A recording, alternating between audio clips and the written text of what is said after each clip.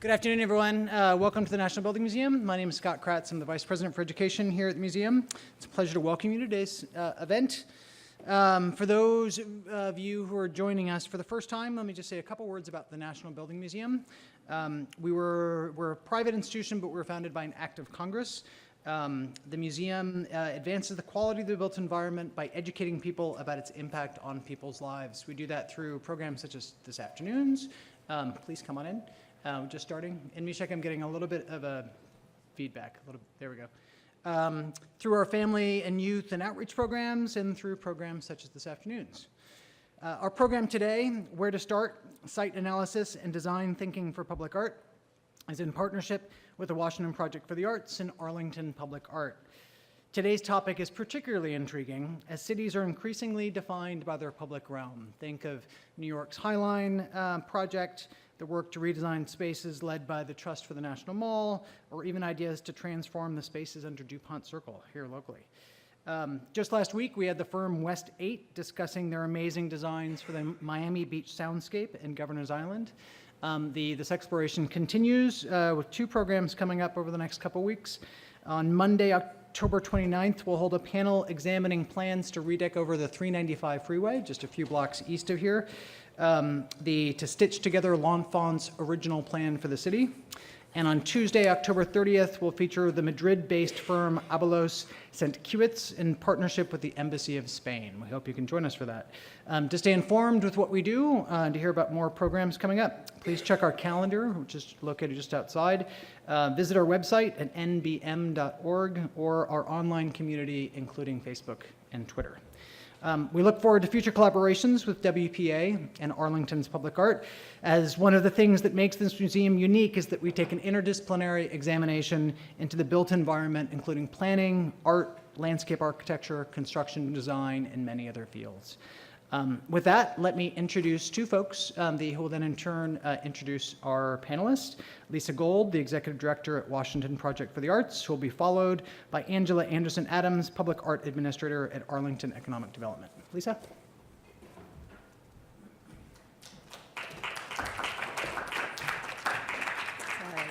Okay, thanks, Scott. I want to thank everybody who collaborated to make this program possible, especially Angela and Ben, Christopher Canetto, who is our membership director and organizes all of our professional practices program, of which this is one in a series.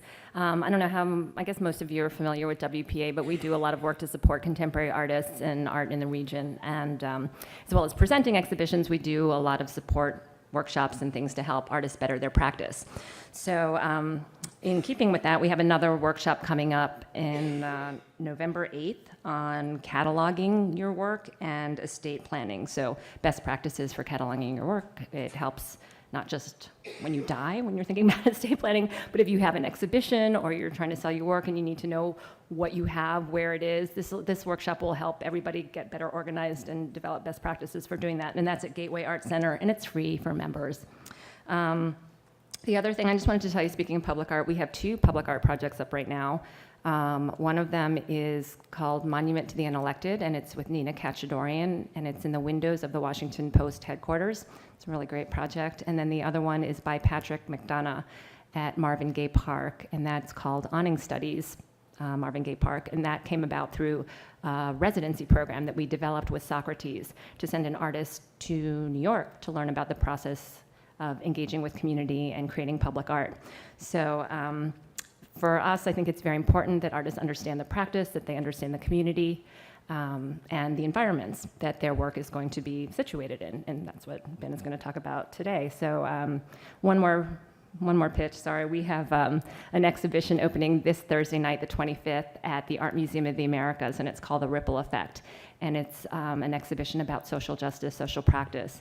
And there are a lot of projects there where artists directly engage with the community in a form of public art and working with the community. And I think it's really an inspirational exhibition, local artists and international artists. So I hope you'll come out and check it out on Thursday from 6 to 8 at the National Building Museum. So with that shameless list of plugs, I will turn it over to Angela Adams, who's the head of Arlington Public Art. So thank you.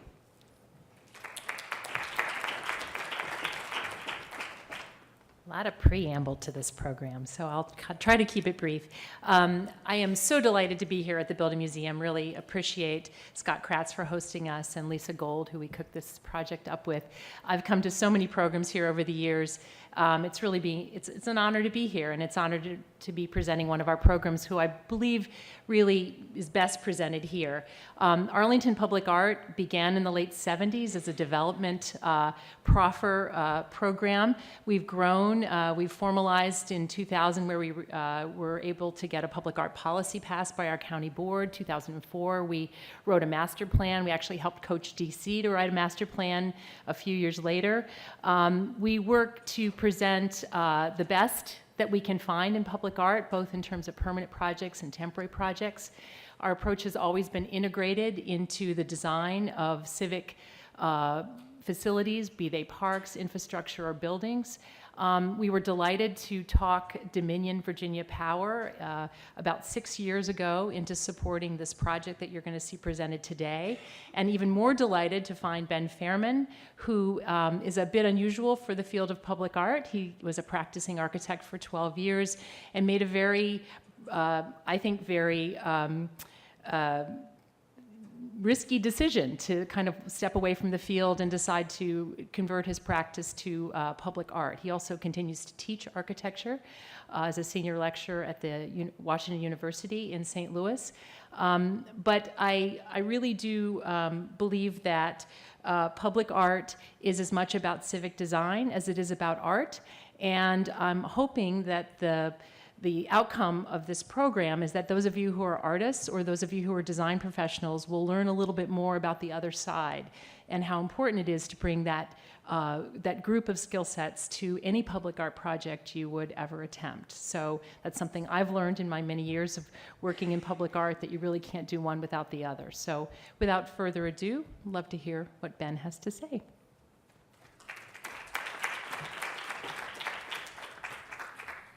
Thank you, Scott. Lisa, Angela, I have nothing to plug today, so I will just get straight to the program. First, thank you all for being here. I know you have much nicer environments to be in outdoors, and to be here, well, I don't understand your choice, but it would be weird without you here. So the stated purpose of this talk was site analysis and design thinking as they relate to public art. I teach a course called Design Thinking at Washington University, so I'm probably more confused about what that means than anyone here. This is a course where the students prepare for their thesis project, and it's basically they dump their brains out into a book form. In the context of this conversation, it's really more a matter of thinking about how a place can lead to ideas about how to operate in that place. So what I'm going to share came out of the practice of architecture, and it was really, I'm going to show you a project here in a minute that represents the origin of these tools, but it was really a way to get started, just to get the blank page with something on it, and a process of really as much about studying characteristics of a place as it was about communicating those characteristics to a client. This is another thing that I think architecture has, we'll call it a benefit of every project has a client. There's very little self-directed architecture. So the thing you start with in a building project is that you kind of know you're going to make a building, which makes this quite a lot simpler. In art, we don't really know what we're going to do. Maybe that's why I don't design a lot of buildings anymore. Maybe it's because no one's asking.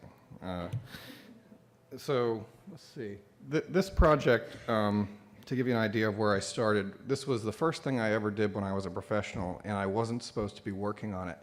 It's a garage in Kansas City, Missouri, across from the City Hall. The City Hall is the building you see on the right. It's a 27-story tall City Hall. And there's a plaza to the south of it, and the firm I worked for was commissioned to design a garage. The first things they went into with were summarily rejected by the city architect as not architectural enough. So I was sitting there picking up red lines of, door details and whatnot, and I watched everybody else in the office having a really good time trying to design a garage that was going to live up to the city architect's expectations. But what I saw was everybody doing their best to design garages that looked nothing like garages. It was, there was one that was a village, one that looked like a row of books because there was a library near. It was, some of the strangest stuff I'd seen since 1980. And so I just took it upon myself to say, what happens if you make a garage that's more like a garage than any other garage in history? And what you see here is the outcome of that research. The garage had 1,128 spaces. I divided the facade into 1,128 rectangles, and then, made it so that every time a car pulled in, one of them opened. And this was, that's not a very sophisticated thing, but it had this magical effect that as people occupied the thing, it communicated something about how it was being used back to the city.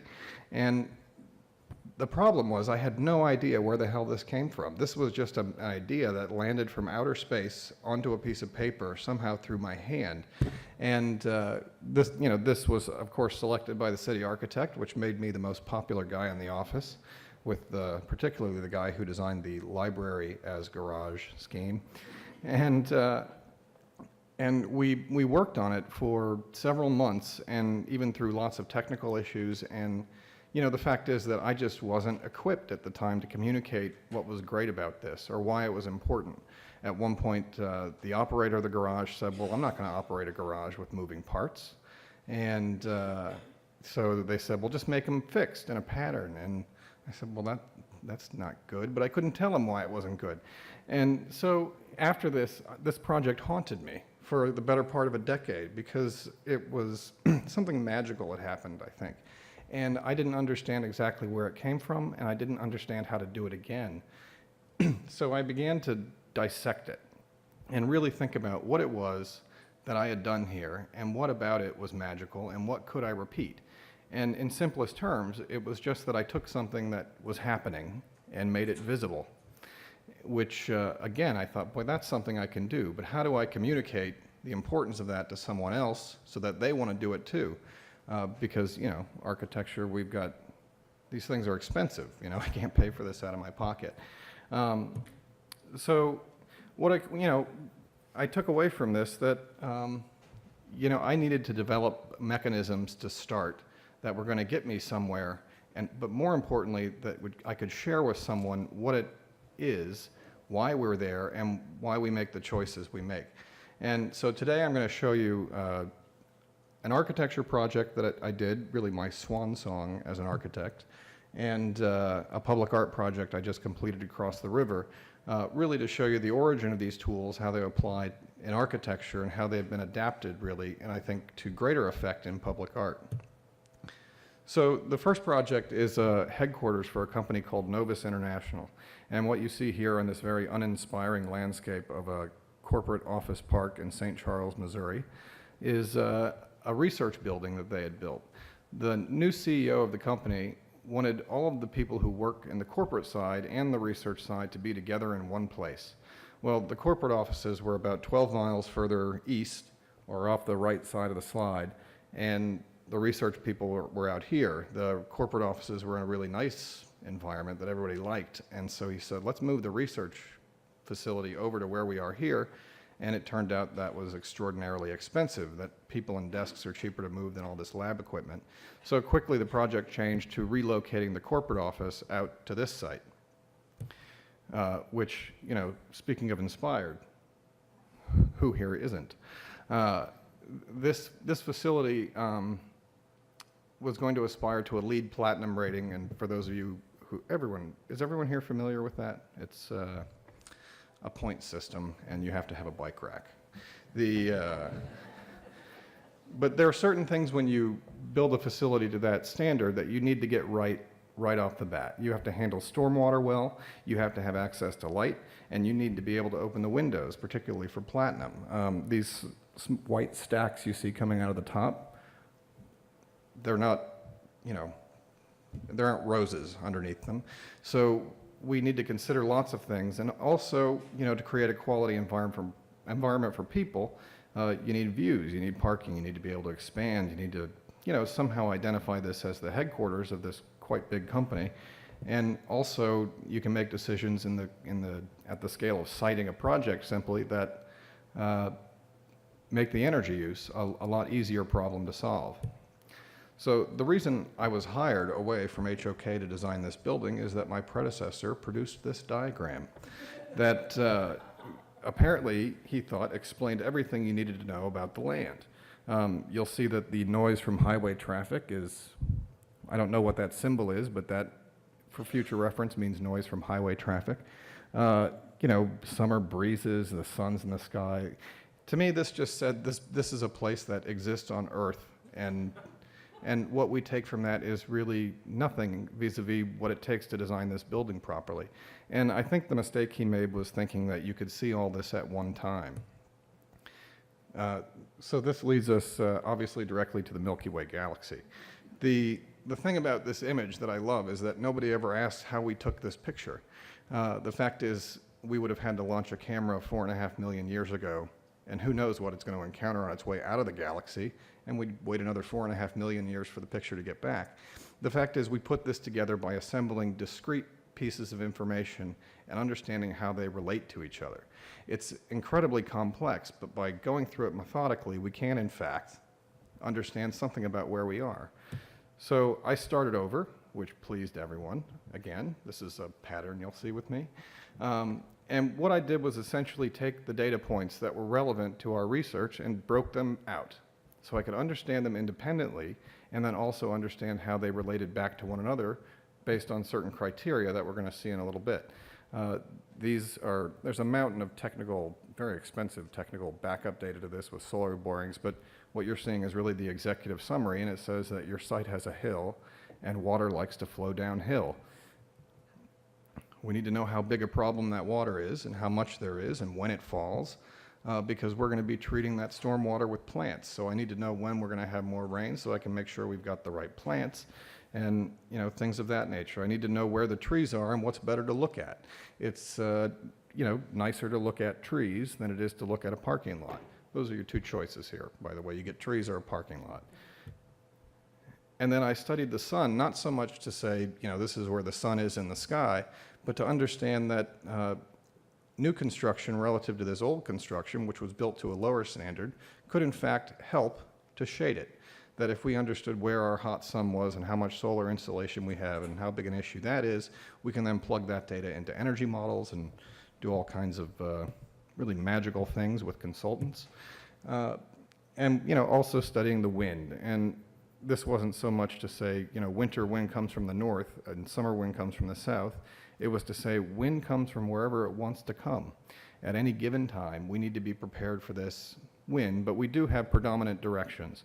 And we can see here that from the south and southwest is where our primary winds are in the seasons when you'd want to be opening the windows anyway. All those data points are really easy to collect at a scale that's sufficient, I think, more than sufficient for design. For constructing a building, you need a lot more information about soils and winds and specific energy data points, but really what was important for locating the building was just understanding the big picture of how those things interacted with one another. So, I don't know, is that legible? Yeah, that's pretty good, if you've got really good eyes. What I did was dissected the list into a series of criteria and weighted those criteria. This is completely rigged. This is not science. It's not like there's a standard that says access to light and views is a 5-point criteria. This was more of a tool of how to communicate to the client how I was using that information to determine where we were going to place their building. And so here you'll see on the right of the slide 3 options. You could put it out to the west, up to the north, or down to the south. And each of those has different influences on these criteria. And so if I look at the quantity of construction necessary, that's just simply saying if I build a building here, I have to build more building to reach the old building. These are things that individually don't mean that much, but when you accumulate them and you start to understand that these facilities have a choice to put something here has a different impact on what the eventual thing is going to be and how hard a problem we're making for ourselves, then things start to add up. So these numbers at the bottom,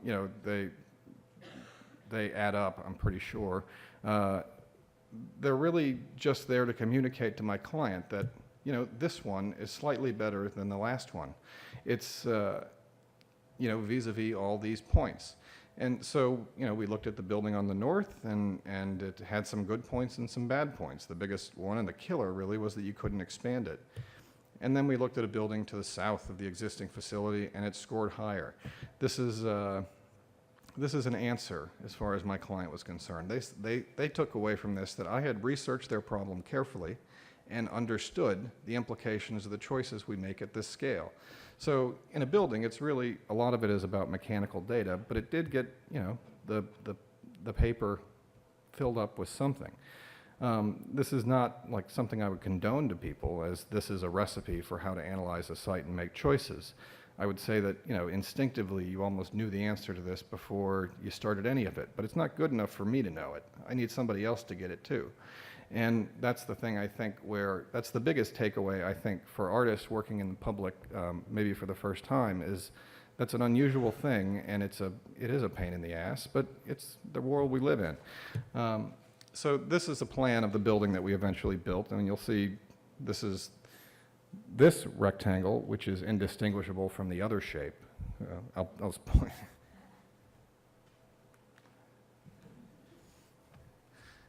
That's the new building we built, and it was located in this position based on all those criteria. We made some other choices through design. We pulled it back so that we would have better views, but you'll see some things in the slides of the building that this building works very well with the building next to it, and also with all kinds of other things. We spent a lot of energy trying to make a single place out of a two-story building, rather than having one floor and people on the second floor and people on the first floor, have everybody together. It was very important to the CEO and the executive vice president that there really not be a hierarchy in the way they officed. Here you see the completed project. Everyone did a lovely job. And going from the left, you'll see this is the office wing with a sunshade. The glass that returns back is a series of conference rooms that connect it back to the existing facility. And you'll see a trellis coming out on the right. That trellis exists only to shade the existing laboratory wing from the setting sun. A word of warning, this sunshade here was very precisely designed with an expensive daylighting consultant so that during all hours of operation, nobody would have sun shining on their desk. And then the previous administration extended daylight savings time about 6 months on either side. I think we're always in daylight savings time now. And the CEO called me and he said, "We've got a problem. There's sun on people's desks." And it took me a minute to put it together what had happened. And then I called him back in the style of Frank Lloyd Wright and said, "You need to start the workday later," because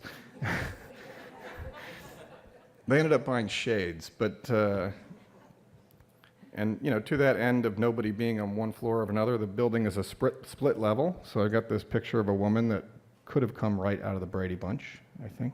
And you either go up or down. Extremely short people hate this stair because it's an unusual dimension, but the idea was that it was a more graceful ramp up or down. Most people find it very comfortable. And what you see in the section is just how, this research I did is still informing how this thing works. We're bringing air in low and exhausting it high. We've got windows where the views are. On the other side of the building where there aren't views, we have fewer windows. These are things that continuously informed the work, although not in a direct way. It wasn't, that there was the answer to this in our analysis. It was just that doing that analysis, I think, trained my instincts when it came to operating in this place. And that's something I talk to students a lot about, but and have only recently, because of my German heritage, come to trust. But I think we can train our instincts by doing this research. Anyway, this project went very smoothly. They still talk to me. I still design buildings for them. They don't build them anymore. But in art, everything is a bit different. One, I've never had a budget like that. That analysis took a team of people 3 weeks to do, cost about $70,000. That would exceed the budget of most of the work I do. But I've also never encountered something in art where the depth of information that ended up costing that much was really that valuable. As I said before, it was really at the global scale, at the macro scale, what this stuff told me was what was important. And so I'm going to show you now this project I just completed in Arlington around the Dominion Virginia Power substation with the help of Angela, who you all met earlier, and an army of other people, but I'll get to that in a minute. First, let me just introduce the project briefly. This was apparently unsatisfactory to the people of Arlington, Virginia. And so they talked Dominion, I think, into saying, somehow you convinced Dominion that this was unsatisfactory, and they agreed, which that was all before my time, so I take you at your word. But there were two parties at work here. One was Dominion Virginia Power, who owned this substation and built it, and the other were the people of Arlington, who were less than happy with the conditions this created for them on the street. The thing is, I had to work with both of these groups of people, and their motivations were very different. And it wasn't that Dominion didn't give a damn about the city. Dominion did. But it was that Dominion didn't want to just cover it up because they were very proud of it and didn't feel like they should be apologizing for building this piece of infrastructure that served all the people of Arlington, and I think at one point actually powered Dick Cheney directly. But I think this conversation which took place between those two parties was ideally moderated by an artist, because it didn't need to be about compromise. I was invested in trying to find the question that both of these groups were asking. And to do that, you need to talk to a lot of people, more people than this, if you can believe that. So before I ever put pen to paper on the project, I set about listening to people. And I didn't do this in a public forum where we'd have a meeting like this and I would present an idea and take questions. I had meetings, coffee, with probably about 35 meetings with groups of between 1 and 3 people, and listened to everybody. These were people from Dominion Virginia Power, they were people from the county government, they were people from the community.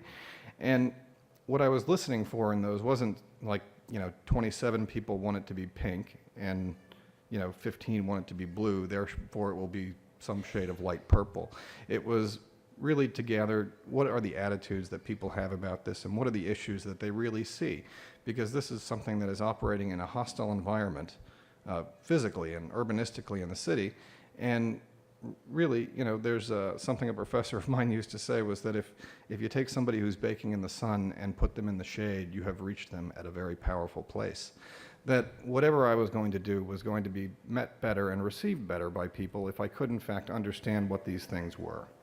So you can think about the attitudes and information I gathered from these people and more as a kind of material that I started working with initially. And my takeaway was, again, it sounds very unsophisticated, and you'd think, well, you could tell that right away. It was that this place is an eyesore. And the thing I noticed, though, is that it wasn't an eyesore because of the substation. I think if you replaced the substation with a chorus of angels that all looked like Selma Hayek, it would still look really horrible right there. It's because there was an accumulation of debris over decades that was unplanned, that nobody was managing, that had presented itself like all of a sudden in this place where largely, if you go up and down in Arlington, you'll see that it's quite nice. But there's this gap of the used car lot and the substations and things like that. So it wasn't anything anybody said. It was what I heard from everybody. This wasn't going to be about taking a nice place and making it nicer. There was really some healing that had to happen before anybody was ready to hear anything. And it's just, I love this. This makes me very proud of what you'll see later. So I begin by trying to understand the mechanics of the place. And this is an aerial view of Arlington, and you'll see that the city builds density in, hey, check that out. Arlington builds density in this line. And that goes from, the bridge and the malls over here. Here's the cemetery. And so it made sense to me that primary movements of people would be along that line. Zooming in closer, you can see that the line has a gap in it, right here, where this density that you see just takes a break. And this is where we have substations and used car lots and the urban design disaster that had happened quite by accident. There was no reason to stop there. Substation is not going to be a coffee shop. It's not going to give life to the street in the way that retail can. And so the basic idea that I took from this very cursory analysis of the place is that what this project had to do was form a bridge from this button, from here to here. If people could make that movement more comfortably, it would do something to bring this part of the city back together. And if they couldn't, it wouldn't. And to me, that wouldn't be a disaster for the art, but it would be a real missed opportunity, I think, to meet people. We actually had a 22-inch wide sidewalk right here with traffic moving at 35 miles an hour right here. You know, it was dangerous. So I made this incredibly complicated diagram with 3 circles and 2 arrows, but it communicated very succinctly to the people I was working with and working for, if we're honest, what the real objective of the work was. And it was that we have lots of people over here, we have lots of people over here, we have the best coffee shop in the DC Metroplex right there, and people need to make that movement without feeling threatened. So the first step in the project was pretty simple, which was to describe a boundary that could accomplish these things, as well as some other technical requirements from Dominion. We'll go through those really quickly. So this piece of equipment will kill you. So you have to stay, you can't have anybody within 10 feet of it. So we also have the historic Kirby garage right here, which if you tear it down, somebody will kill you, is going to stay there forever. So this is always going to be the line of the sidewalk right here. You can't get any closer than this to that. And they needed gates. But so really, as soon as I could, let's take this thing in and make the sidewalk wider. This is not a complicated thing to do, but it was something that began to give form to the work. So I take that as a beginning point, and I know that I've got an outline for this thing, and then I think about my objective, and I start thinking about systems or ideas that can reward people's forward movement across the site. This is what I'm trying to encourage with the piece. So again, this sounds less sophisticated now than it did earlier, but I was commissioned to build a fence, so I started thinking about fences. And if you're familiar with the phenomenon of driving past a privacy fence, when you drive by it, you can kind of see through it, even though it's only 5% open area. But when you're stationary, you can't see through it. So I set about recreating that phenomenon in a way that would work at the pace of a pedestrian. So what you see here, I called it a motion filter. It's just a series of vertical slats of wood that are spaced apart from each other. And you can see when you look at it at this angle, it forms a surface. But if you change your perspective, it opens up and becomes almost transparent. So this creates a zone of transparency that follows you as you move across it. So depending on how fast you're going, how close you are to it, your perspective through this filter to the equipment inside would be different. And so it would be revealing it, but in a way that was maybe more dignified than just saying to you when you're 2 blocks away, there's a bunch of equipment here, or Selma Hayek angels, and you know, as you move, you're going to see a piece of it. You're going to accumulate the understanding of what's behind, but you're going to be in a space on the street. So back in the old studio, my old studio was a place where they manufactured boxcars for a brewery. We built some full-scale mock-ups really to study, you know, lots of precise things about it. How big are these things? How far apart should they be? What are the visual effects? This is my old assistant, Matt, who was generally sitting in that chair with wine, staring, as he is here, but I thought this picture was good because it made it look like what we were doing was really interesting. But it turned out we discovered lots of things about that, and the biggest one for me, and you'll see this later, is how the shadows were working on this surface from behind. This is a shadow of obviously somebody else because they're standing up. But we take those ideas and we put them together into this, you know, quick digital model just to communicate how this works as you move along. So you can see this forms a gradient where we've got an opaque section that renders to almost transparent and back to opaque, but that follows you. It doesn't just exist in the work, it belongs to the pedestrian who's moving along the street. And we left out like used car lots and stuff. Let's see, this is tricky. Is that right? So the next thing we have is, you know, we've got a primary system of interface, and a boundary was to think about materials for the piece. And this also was a response directly to things that were found on the site.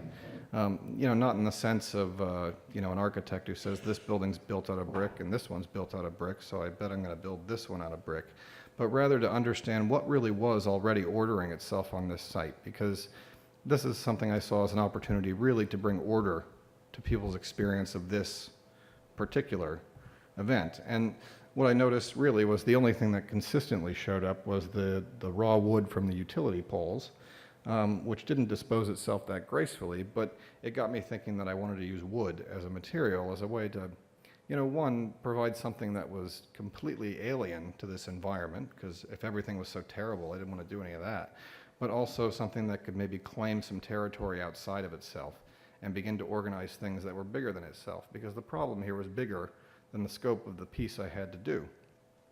The problem is that wood has a tendency to burn and is therefore illegal around equipment that can kill you.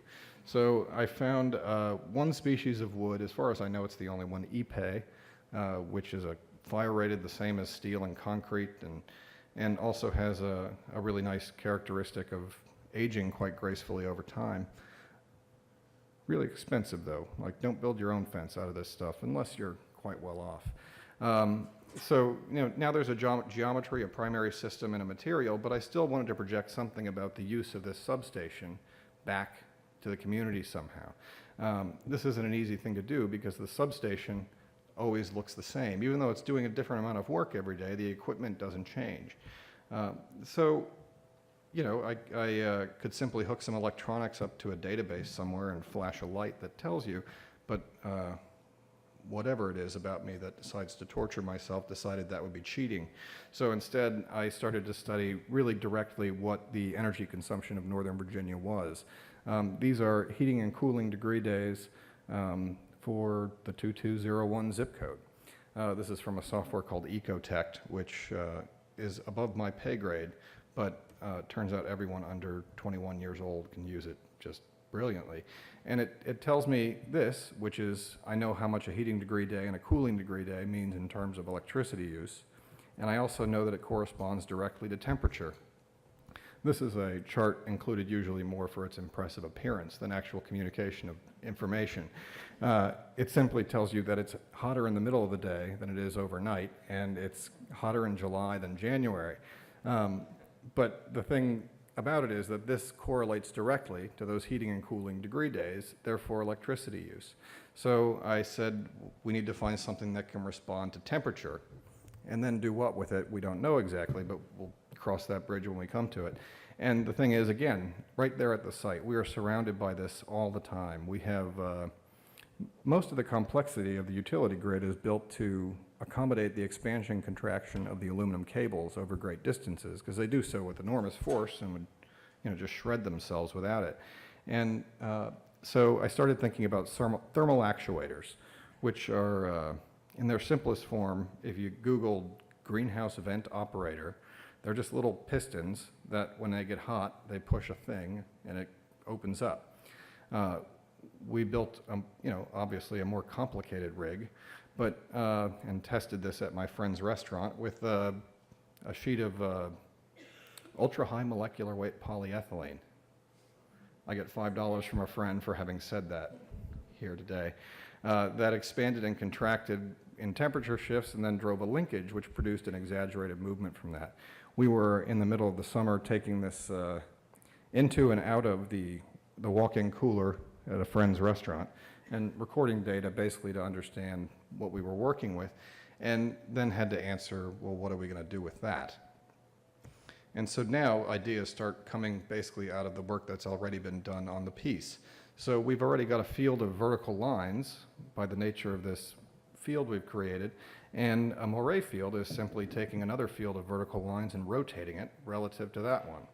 And as the rotation, this sometimes doesn't come across, but as the rotation of those second layer of lines relative to the first increases, you get a pattern of increasing intensity. So the idea was simply that as it gets hotter, these things would push out further, they run through a cam that corresponds it directly to that graph, but I probably could have cheated on that. And then we build that.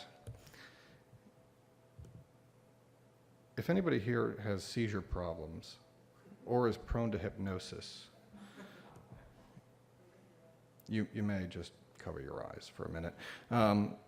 So this video shows, back on the same mock-up, just testing various angles of this material and, really physically understanding how this is working perceptually, because this is not something that you can really simulate digitally, and even video has a hard time really communicating it. But, so we spent time studying how these angles work and how these patterns work, and the problem was we did it inside, lesson learned. But it still works in certain kinds of light, so not a complete failure. But at this point, we have everything. We've got our piece. This is it.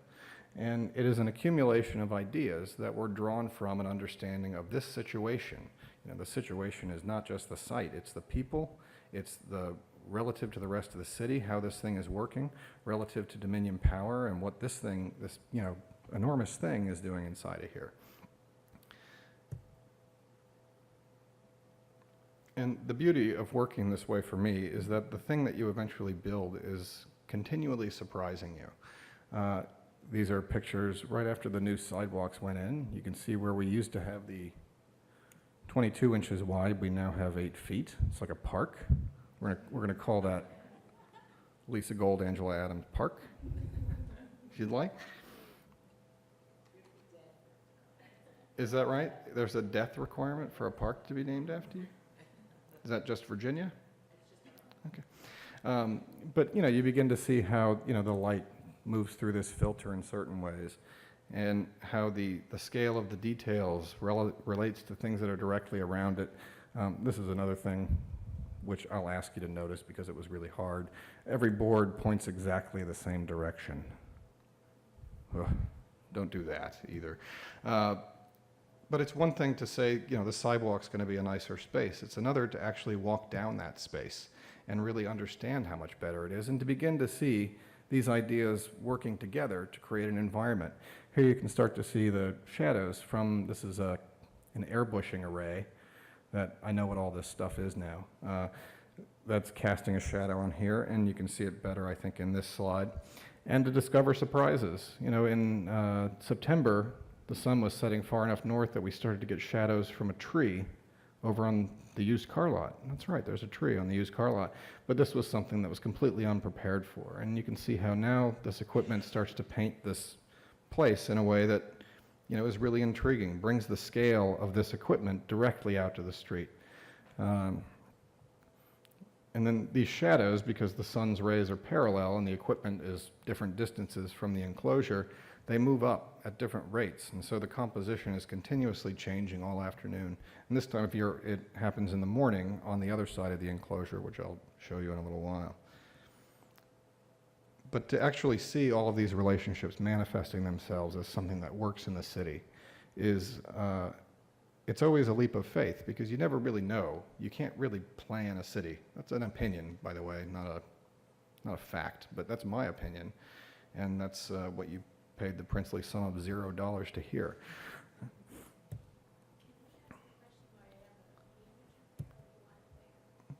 Go ahead. Yeah.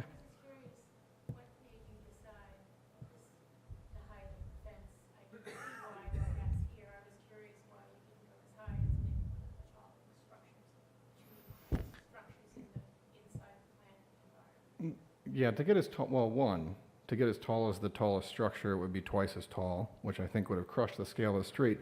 But the primary reason was to create a relationship to this corner of the existing facility, because this site had an obligation in the master plan for the area that it needed to behave like a street. There are plans to move the whole street in a different place and all this, but really it was to try to build some continuity of that street edge, was the height on this side. The other side is lower, for similar reasons about the scale of that space and that street. Did that answer your question? Yes, it answered when I saw that, and I was just... We'll let them guess what you asked, because I didn't repeat it as I should. But this whole thing, if I can, how do I get my controls? I want to bring this back.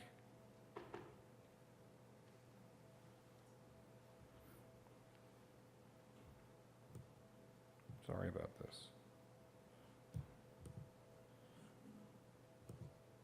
Here we go. So this is a video that might seem boring at first, but I shot video of this because it really did not communicate very effectively in still photographs, because what was happening was actually a dynamic series of events, which are still not playing.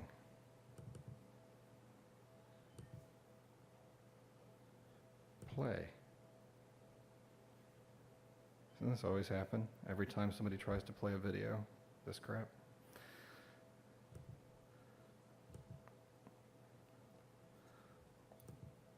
Well, I'll see if I can get this to work later. But the intention was to demonstrate that, in fact, this happens dynamically. And the space of the street has changed continuously as clouds move in front of the sun and behind the sun and people move by it. And so the piece was never intended to be something you would go and look at, but rather as a lens through which you would see conditions that already existed. I didn't feel like it was an idea that I had and then I built. I felt like it was a process of discovery that led me to something that belonged and can only emerge from this place. So, just to kind of wrap this up, site analysis and design thinking for me are really not mechanics. It's just about studying conditions on the ground. And I think public art has more dimensions that can work with that than architecture does, because we don't know what we're making when we start. If I were making a building on this site, I would have started much further ahead of where I was, but many fewer things would have been possible. And I think being able to interface with cities, with things that are not predicated to be a certain way, is an opportunity that we have that no other practice of art in history really has had the opportunity to engage.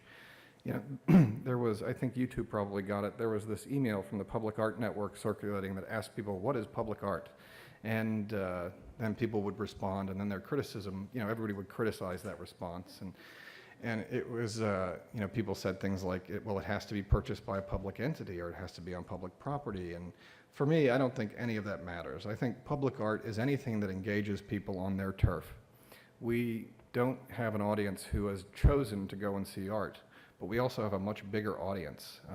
My back-of-the-napkin estimates are that we will have something like 1.5 million people a year that see this substation, or unique views of the substations. A lot of those are the same people every day. I don't know that I've ever had that kind of audience for an idea. I'm glad I didn't think of that when I started. It probably would have, froze me up a little bit. But I think because of that, we as artists are obligated to think about this place we're operating, because this is the new material as far as I can see it. This is the thing that we have at our disposal that other media don't. And if we don't take advantage of it, it's a missed opportunity. I'll talk sometimes about the difference between public art in public. I love art in public. Michelangelo's David is art in public. But the difference for me between the two is that public art really capitalizes on the opportunity to do what it can do, and only what it can do. I think you can do things with this that you could never do with architecture, that you couldn't do with urban planning, that you couldn't do with anything else, because there is no prescription for what it's going to be. What it can be drawn from that place uniquely every time. So with that, I'll say I'm sorry about the baseball last week. Thank you very much. Oh, I did want to share the first proposal, which Angela summarily rejected. Still not clear on that. You'll see the lightning bolts to symbolize the awesome power of electricity, and the flowers to mitigate the fear instilled by the awesome power of the lightning bolts. If anyone's in the market for something like this, I've got a design prepared. So, thank you very much. We're going to take questions.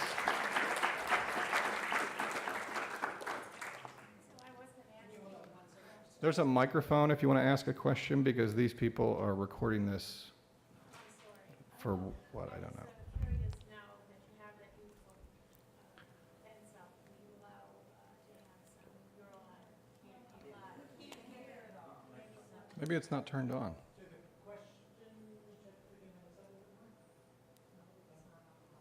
The question was, and I'll drop it nice, now this is up, were there any possibility for mural? Well, My position on it would be that the shadows paint a mural every day. And so, obviously, I would be opposed to it, but I was trained as an architect, and I'm against intervention. So, but if somebody decided to do that, I'm sure it would be wonderful. It's, really, the thing now, it doesn't belong to me anymore. It belongs to that place. It belongs to the city. And whatever anyone decides to do is part of its life. Scott, I can repeat the questions for everyone. In that, Hey, Hey, that's look. fixed now. in that regard, there are some artists who will take a series of slats and paint one side one color or one design, the other side another color and something on the background. And as you move past it, you see a picture shifting from one thing to another. So if this form would lend itself to that treatment. Yeah, and we actually explored some conditions of doing that. In the end, the wood, as you see it in these images, is quite red. It begins life that way. If you go there today, it's already mellowed quite a bit. And over the next 5 years, it'll actually become quite bright, a bright gray. That's not an oxymoron, is it? A bright gray? And what I found was that the light actually does that. That when the lighter the material becomes over time, the side that is being illuminated is quite bright, and the side that is in the shade becomes quite dark. And again, you see that. But it's a very interesting phenomenon. I think Felice Verini is one that does work like that. That's really compelling. But again, if somebody wants, well, it would be a lot of painting first. But, again, it doesn't belong to me anymore. It belongs to the city. This now has its own life and its own energy, and it's out there and will survive as it will.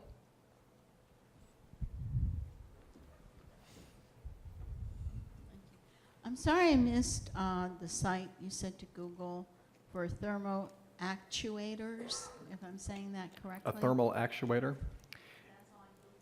It is, well, you can Google, if you Googled that, you would probably just get a picture of me. But if you Googled a greenhouse vent operator, a greenhouse vent operator, it's a cylinder full of beeswax that has a piston. And the beeswax expands quite a lot when it heats up and drives this piston that then automatically and autonomously opens your greenhouse vent when it gets too hot. It's a pretty phenomenal thing. But you can build one yourself out of ultra high molecular weight polyethylene. No, I'd never heard of that either. Yeah. I was a few minutes late, so I'm not sure if I missed this at the beginning, but were you just hired for this project, or was this an open call of any sort? I think, correct me if I'm wrong, there was never an open call. There was a call 5 years ago, maybe, that was issued by Dominion, which was unsuccessful in identifying an artist, and then a second call after they hired Meredith McKinley, who's a public art consultant, ran a call where I think 40 qualified artists were invited to submit qualifications. And from that, 3 were selected as finalists, and I tricked them into hiring me from that. So, though you did all this research, so what did you present during that meeting of 3 people to convince them to hire you? Because it obviously was not the finished project. It was a qualification submittal, so I did not present any concepts. Okay. Well, I guess I was just charming. And I wrote a letter, yeah, which I don't want to talk about the letter, yeah. But we'll put it out. It's probably on the internet too, if you Google thermal actuator. Yeah.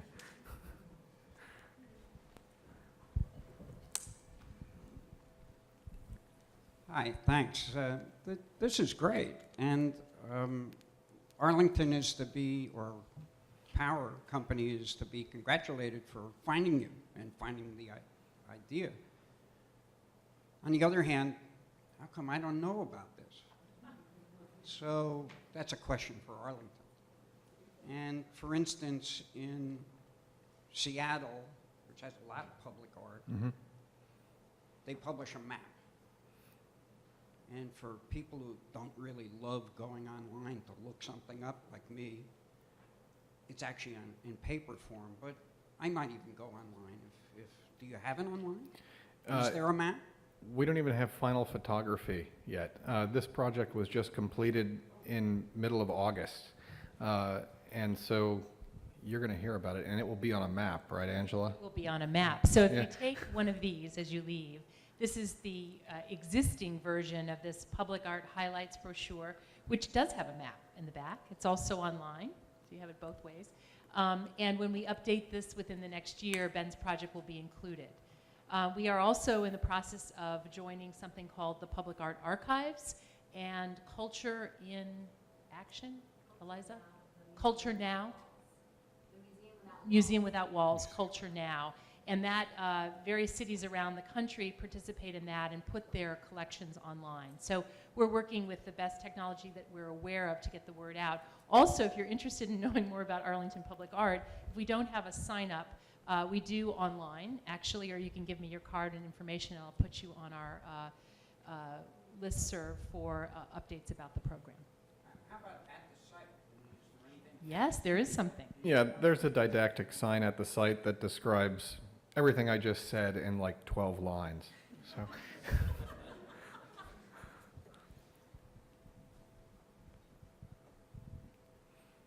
Thank you. It's nice to know that Arlington is doing public art, and it's nice to know that every city in the country should be doing much more public art.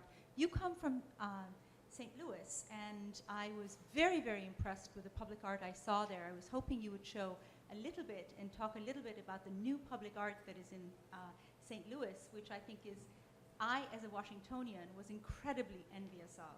And the art center that is right in downtown St. Louis. Yeah, the City Garden. City Garden is probably one of the most impressive public artworks I've seen in the United States in the last 10 years.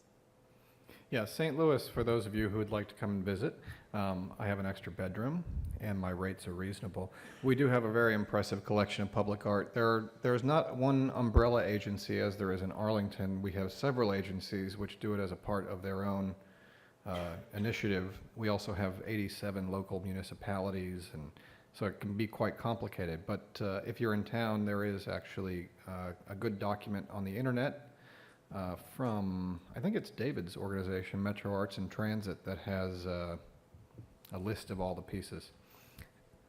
Why didn't I talk about all those pieces? Because I didn't do any of them.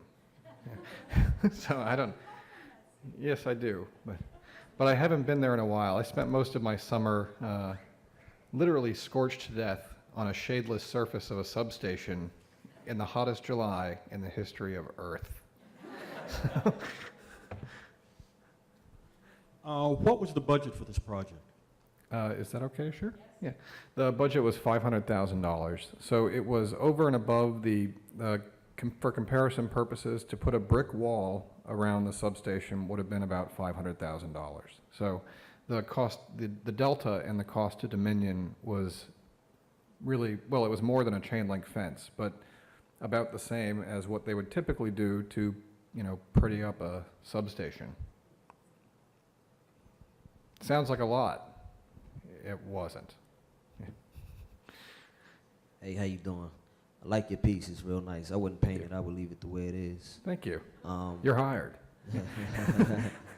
I got a 2-in-1. Well, maybe 3. Did the city of Arlington and the Dominion Power Company split the bill, or did the city? No, that was paid entirely by Dominion Virginia Power. Okay, and then I have a partner. We just commissioned him to do something in Anacostia, and it's bronze. Well, some type of bronzy looking something. It's not bronze, but there's he's basically not making anything off. What, if you don't mind, what ratio did you get to pay yourself out of the whole budget? Don't embarrass me in front of all these people. So what's your experiments? I mean, because he had as artists, we wanted to just have, it's payment enough just to have our project, standing 12 feet tall. But it's not payment enough when you can't pay yourself. It isn't payment enough. Yeah, so. No, I made money on this. I also had on my team 17 people at one point or another who worked on this. One person who was full-time and paid throughout the project. I didn't have to write any checks. I make my living doing this, and so that's another thing that I think having a background in architecture where we deal with that stuff very directly and frankly, and also develop an understanding of what it costs to build things, because really many public art projects are essentially construction projects. But that also is an area where I would encourage artists who are working in public for the first time to really seek assistance. There are people who will gladly help you understand what it's going to cost to do things, and where that money goes is sometimes surprising.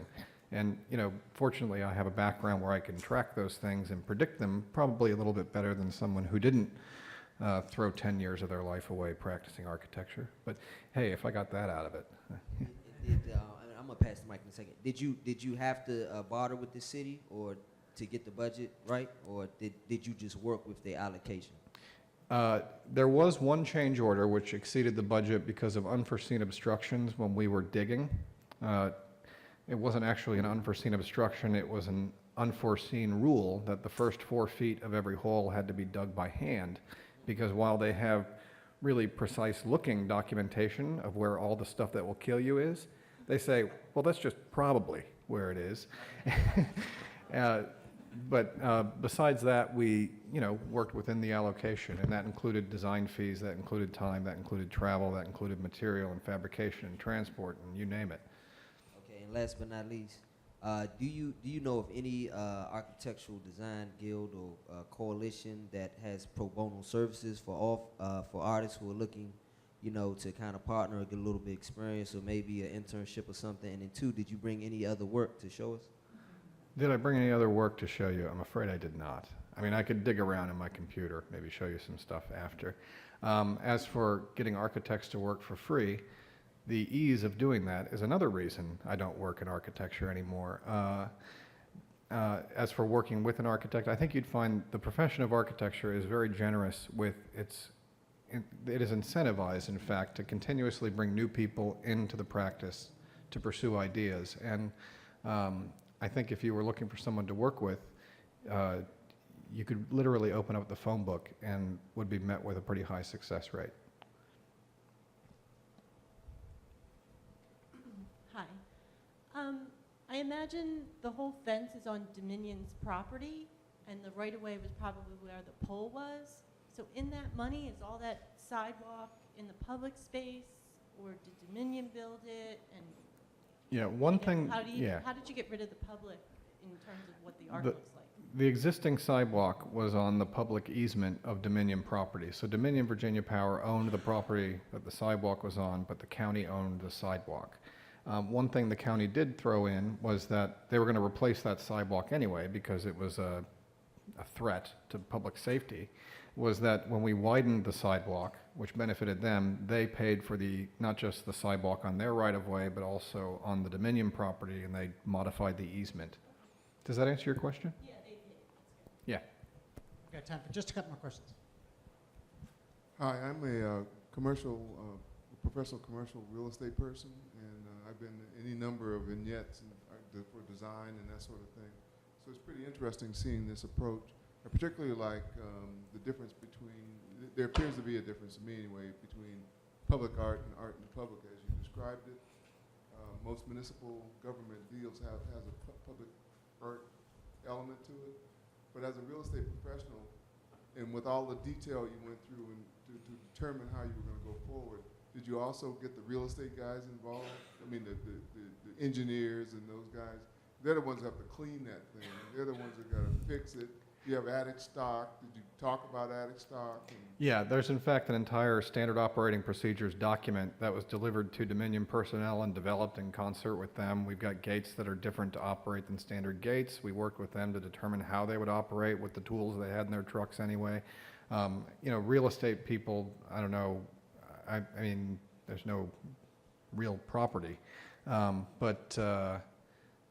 Obviously there was a structural engineer involved, and then a little consulting with a mechanical engineer to determine the precise relationship between the heating and cooling degree days and electricity usage. Whatever consultants are required basically to get your permits on a building are required here. We absolutely worked with the people who work at the substation to determine, I wasn't going to just make a mess for them and say, I'm out of town, good luck. And, Red? For the Cardinals? Yeah. Great. One last question. There's pressure when you're the last question, isn't there? Yeah. I don't even know if it's a question, but I'm just thinking about the idea of public art and the relationship and differences between design and art. Design that definition is, presents a solution to a problem. Art, then we normally think of it as art for art's sake. And yet there's plenty of art that is also a solution to a problem and functions as an instrument for in other ways. I was just curious as to if you had any thoughts or opinions or comments about the role of public art that does seek to bring about some sort of transformation to public space, or people's lives for that matter, versus public art that might function purely as art for art's sake, and the funding of those things. If you have, ideally there's plenty of funding to go around to fund all kinds of public art to enhance the quality of all of our lives, although it is limited. And just whether you had any opinions about public art that seeks to transform and public art that might exist purely as art for art's sake. That's a good question, because this project is a very blurry boundary, isn't it? Because we have a thing that is, it has to do this, at least. It has to keep people from, blindly reaching in and grabbing 230,000 volts. I think for me, the difference between, at least when I work in design and when I work in art, is that in art, I'm the one who's defining the problem. So what most of the material of this work as it related to influencing the city was part of what I was trying to create as a series of experiences that would put a person in a position to receive something, primarily the shadows as they're projected onto this thing. And beyond that, art for art's sake, I think also it plays a role in the city, whether it likes it or not, when it's in public. And just like design needs to be conscious of those things, I think, if somebody puts a sculpture in a plaza on a pedestal, they need to be conscious, not just of how that influences the city, but aware of those things so that they understand how this is going to be received, how is it going to be presented to people. So in my own practice, there's no line between them. I practice architecture, also do some engineering work in fluid dynamics and mechanical work. We're building a giant clock, which if anybody has a big checkbook. But these things, to me, I think that the boundaries between them were artificially constructed over the last few hundred years, and it behooves us, I think, to quit pretending they're actually there. I hope that's not a glib way of answering your question, but it is the basis of where my practice comes from. I think that there are ends to the spectrum. Yeah. We tend to polarize these things, and yet maybe it's a fluid, spectrum to be along. I hope so. Yeah. If there are no more questions, thank you all very much for the opportunity.